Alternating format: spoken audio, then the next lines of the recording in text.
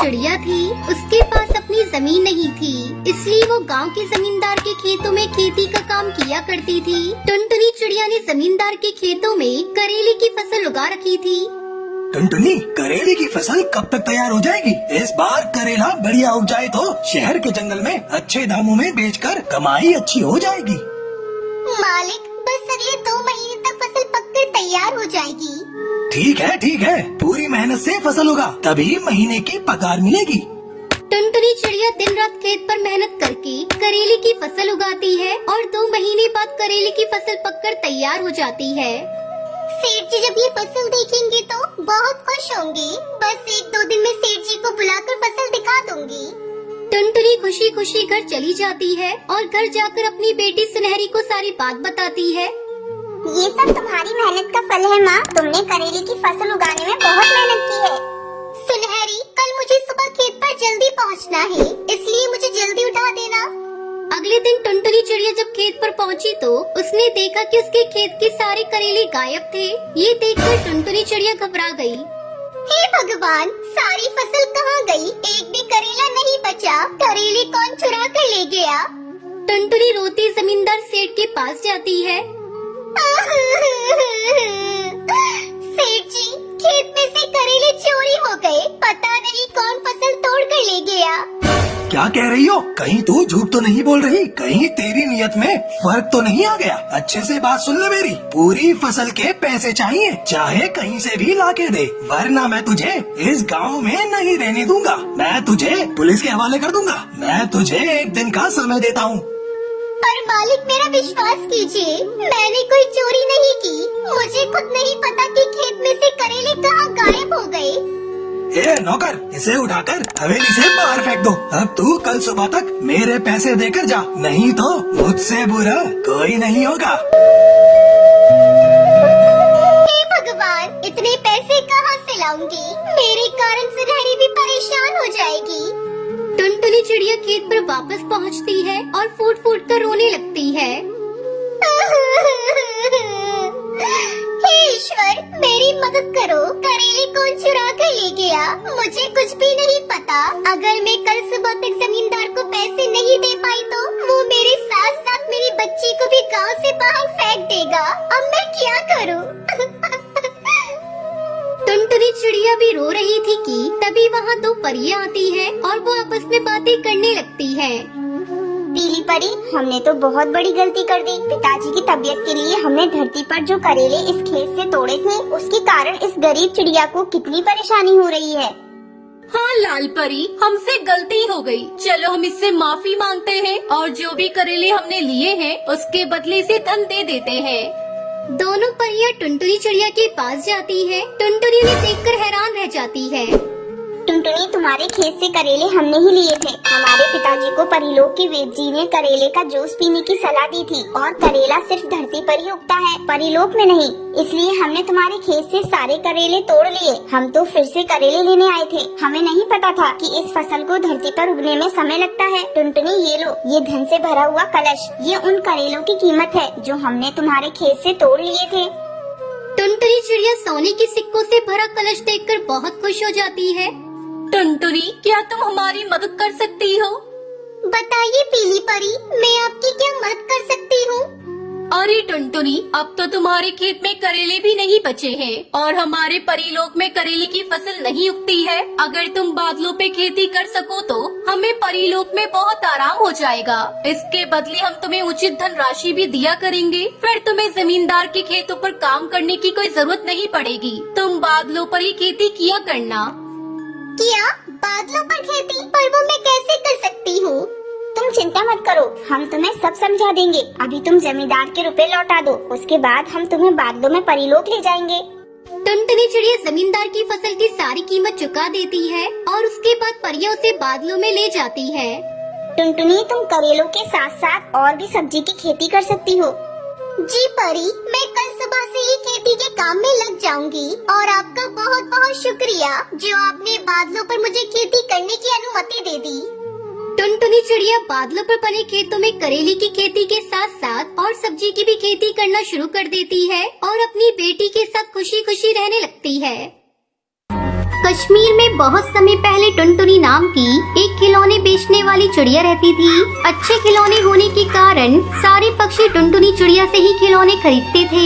उस गांव में एक और खिलौने बेचने वाला कौवा रहता था। उसका नाम कालू था। वो टुनटुनी से बहुत जलता था। वो यही सोचता था कि कैसे टुनटुनी को परेशान किया जाए। पापा खिलौने, पापा खिलौने। बहन जी, वो लाल रंग का खिलौना देना मेरे बच्चे को। ये लो बेटा। दीदी मुझे वो नीले रंग की गाड़ी दे दो।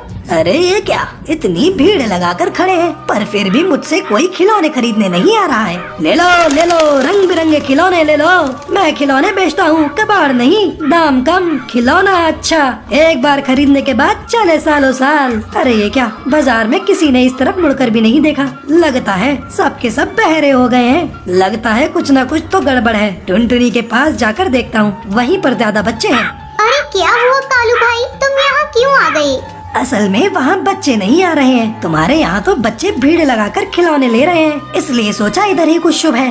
अरे कालू भाई, ऐसा कुछ नहीं है। असल में बात ये है कि पक्षी पैसा देकर अच्छा सामान खरीदते हैं। तुम भी अच्छे खिलौने दो तो बच्चे भी तुम्हारे पास भीड़ लगाकर खिलौने खरीदेंगे। कालू खिलौने वाला सोचते हुए बोलता है, बड़ा ज्ञान देने वाली बन रही है। रुक, तेरा ज्ञान निकालता हूँ। बहन तुम यहाँ पर खिलौने बेचो और मैं तुम्हारी जगह जाकर खिलौने बेचता हूँ। ठीक है कालू भाई, जैसी तुम्हारी मर्जी। टुनटुनी फिर ये मत कहना कालू भाई ने मेरे ग्राहक छीन लिए। दोनों हल्की सी हंसी हंसते हैं। नहीं कालू भाई, कोई किसी का भाग्य नहीं छीन सकता, तुम निश्चिंत रहो। दोनों ने अपनी जगह बदल दी। एक पक्षी उड़कर आता है और टुनटुनी खिलौने वाले की दुकान के सामने जाकर खड़ा हो जाता है। लेकिन वहाँ पर कालू अपने खिलौने बेच रहा होता है। बेटा तुम्हें खिलौना चाहिए ना, अब बताओ कौन सा। अंकल वो टुनटुनी दीदी कहाँ है? मैं उन्हीं से खिलौने लेती हूँ। कालू कौवा टुनटुनी चिड़िया की ओर इशारा करते हुए टूनी चिड़िया को बताता है। टूनी चिड़िया उड़कर टुनटुनी चिड़िया के पास जाती है।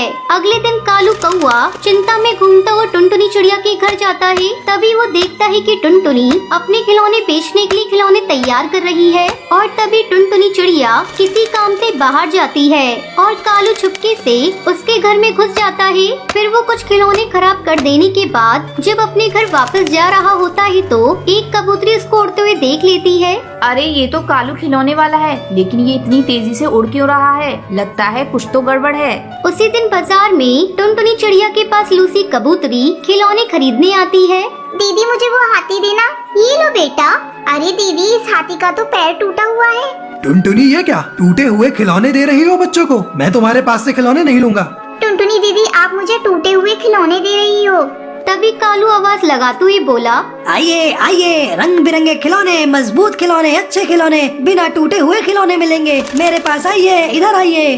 तभी बच्चे उड़कर कालू खिलौने वाले की दुकान पर चले जाते हैं और उससे खिलौने खरीदने लगते हैं। अगले दिन टुनटुनी चिड़िया खिलौने लेकर बाजार गई, लेकिन फिर से उसके खिलौने टूटे हुए निकले। आज बाजार में कालू के पास बहुत भीड़ थी। सभी पक्षी कालू से खिलौने खरीदने लगे। सभी पक्षियों ने टुनटुनी चिड़िया को ठग और झूठा समझना शुरू कर दिया और इधर कालू तरक्की कर रहा था। ये सब देखकर टुनटुनी चिड़िया चौंक गई और टुनटुनी चिड़िया मन ही मन सोचने लगी, ये कालू का ही काम है, लेकिन मैं साबित नहीं कर पाऊंगी। अगर मैं सच्ची हूँ तो एक दिन सबको सच जरूर पता चल जाएगा। अब कालू कौवे को और लालच आ जाता है। वो मिट्टी के खिलौने बिना पकाए उन पर रंग करके बेचने लगा और पक्षियों को ठगने लगा और बच्चों को पागल बनाने लगा। अगले दिन हंसते हुए कालू खिलौने वाला अपने घर पहुंचा।